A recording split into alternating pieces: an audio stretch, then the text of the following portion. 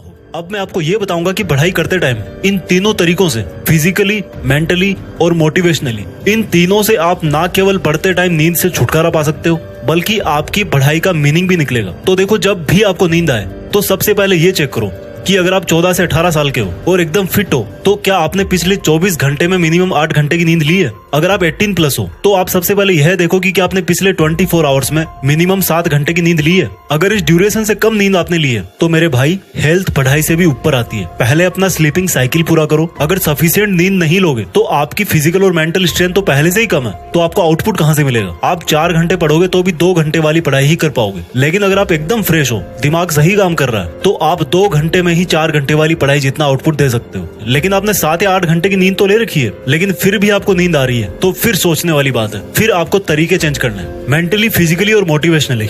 इन तीनों में से सबसे पहले मेंटल चेंज बताता हूँ कि आपको क्या मेंटल चेंजेस लाने हैं। देखो, सब चीजें माइंड से ही जनरेट होती है। मन के जीते जीत, मन के हारे हार। आपको पढ़ते टाइम नींद आने का मेंटल रीजन ये है कि जिस टाइम आप पढ़ाई कर रहे हो, मैक्सिमम चांस है कि उस टाइम का आपका पढ़ाई का एक मीनिंगफुल टारगेट सेट नहीं है। आपका टारगेट ये तो सेट है कि मुझे नौकरी लगना है, लेकिन उस नौकरी के लिए आज आप कितना सीखने वाले हो वो डिसाइड नहीं है। तो सबसे पहले आप दिन को प्लान करो सुबह से। एक्चुअल में तो ये जो सिलेबस को कवर करने का प्लान है ना, वो आपका वीकली और मंथली बेसिस पर होता है। लेकिन जब भी आप सुबह उठो तो आपके पास एक माइंड सेट होना चाहिए कि आज मुझे इतने टॉपिक कवर करने हैं। जितने कवर कर सकते हो, जितनी आपकी कैपेबिलिटीज है, उससे ना बहुत कम और ना ही बहुत ज्यादा, वही आपको प्लान करना है। उसके हिसाब से ही आपको उस दिन का टारगेट सेट करना है। और जब आप अपने दिन का गोल सेट कर लो तो फिर दुनिया भर के नॉलेज को छोड़ के सिर्फ उसी पे फोकस करो जो आपने उस दिन के लिए सेट किया है। इससे क्या होगा, आप अपने आप को रिवॉर्ड दे पाओगे, आप अपने आप को पॉजिटिव एनर्जी से भरा हुआ पाओगे। जब आपके पास में एक टारगेट होता है ना,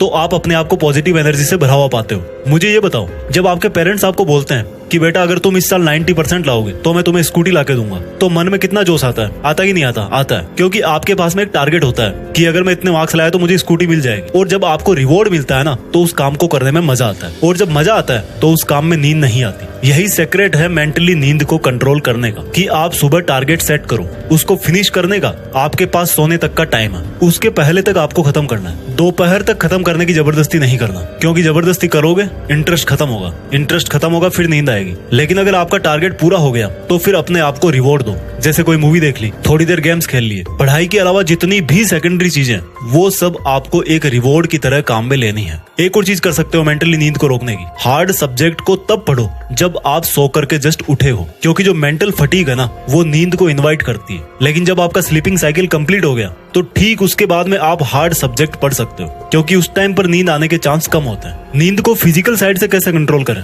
फिजिकली नींद को कंट्रोल करने के लिए सबसे पहली बात तो वही है कि आपकी जो नींद है ना, वो पूरी होनी चाहिए। इसके अलावा सबसे जरूरी क्या है, आप कहाँ पर बैठ करके पढ़ रहे हो और आपकी बॉडी का पोस्चर क्या है, इस चीज का बहुत असर पड़ता है। अगर आपके रूम में सफिशिएंट लाइट नहीं है, सफिशिएंट फ्रेश एयर नहीं आ रही, तो ये दोनों चीजें ही नींद को इनवाइट करती है। इसके अलावा एक बहुत बड़ी गलती जो हम लोग करते हैं, अपने चेहरे को हाथ से सपोर्ट दे करके पढ़ते हैं। तो भाई, जो आपकी बॉडी है ना, वो कंफर्टेबल बन जाएगी और सोने का आपका मन करेगा अगर आप अपने चेहरे को अपने हाथ से सपोर्ट दे करके पढ़ रहे हो। आपको एकदम रिलैक्स फिजिकल स्टेट में रहकर पढ़ाई करनी है। लेकिन ऐसा भी नहीं होना चाहिए कि आप बिस्तर में लेट करके पढ़ाई कर रहे हो। बैठ करके पढ़ाई करो। टेबल कुर्सी नहीं है तो नीचे कुछ बिछा लो। अगर बेड पर ही पढ़ना है तो वहां पर भी क्रॉस लेग बैठ करके ही पढ़ना है। दीवार का सपोर्ट नहीं लेना, सोकर नहीं पढ़ना। जब भी आपको नींद आए ना, बैठे बैठे अपने शरीर को थोड़ा मूवमेंट दो, 4-5 लंबी सांस लो, हाथ को राउंड राउंड घुमाओ, थोड़ा सा टहल लो, अपने आप एक्टिव हो जाओगे। जब भी नींद आए तो उसको बैठे बैठे कंट्रोल मत करो। अगर सच में उसको कंट्रोल करना चाहते हो ना, तो खड़े हो जाओ, 5-10 मिनट इधर उधर टहल लो, फिर वापस आकर के पढ़ाई करो।